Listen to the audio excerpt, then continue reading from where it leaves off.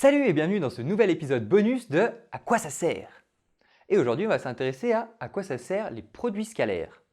Alors, si vous avez déjà vu l'épisode précédent sur les vecteurs, vous savez sans doute qu'on retrouve les vecteurs dans beaucoup de domaines, notamment en physique.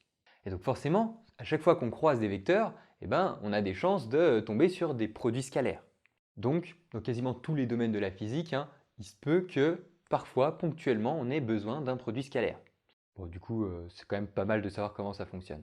Alors après, bien sûr, effectivement, ce n'est pas le truc principal, On va utiliser les vecteurs, on n'utilise pas à chaque fois des produits scalaires. Mais il y a quand même des endroits où on est obligé d'utiliser ce type d'opération. Quoi? Ah, quoi? Un exemple? Ah, mais oui, bien sûr, on est là pour ça.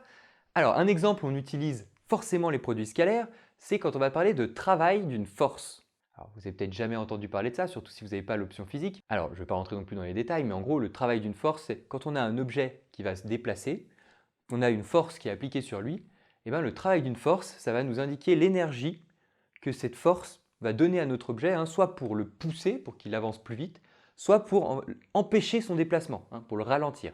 Par exemple, on veut faire une remontée mécanique pour pouvoir tirer un skieur de tout en bas jusqu'à en haut de la piste. Eh bien, sur ce skieur, il y a plusieurs forces qui s'appliquent sur lui. Il y a son poids, il y a la résistance de la neige, il y a les frottements et il y a bien sûr la perche qu'on va mettre qui va le tirer.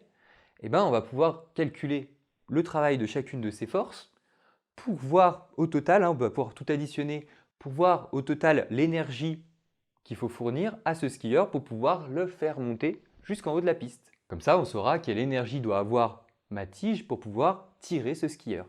Voilà, ça c'est un cas par exemple où on pourrait utiliser le travail d'une force. Et alors le travail d'une force, justement pour le calculer, on utilise un produit scalaire. Puisque à chaque fois on va faire le produit scalaire entre le vecteur qui représente ma force et le vecteur qui représente le déplacement ici de mon skieur. Voilà, et ce produit scalaire là, entre ces deux forces, ça va être le travail de ma force. Voilà, donc c'était juste pour vous donner un exemple, pour vous dire que les produits scalaires, bon, on ne les apprend pas juste pour faire plaisir, ça sert dans certains cas vraiment pratiques. Alors, je vous parle depuis le début de cette vidéo de produits scalaires. Si vous n'avez pas encore vu les vidéos de cours, je vous encourage à aller les voir, puisque justement, je vous y explique comment ça marche un produit scalaire, qu'est-ce que c'est, comment on le calcule. Et si vous avez déjà vu tout ça, comme d'habitude, on se retrouve dans un prochain chapitre.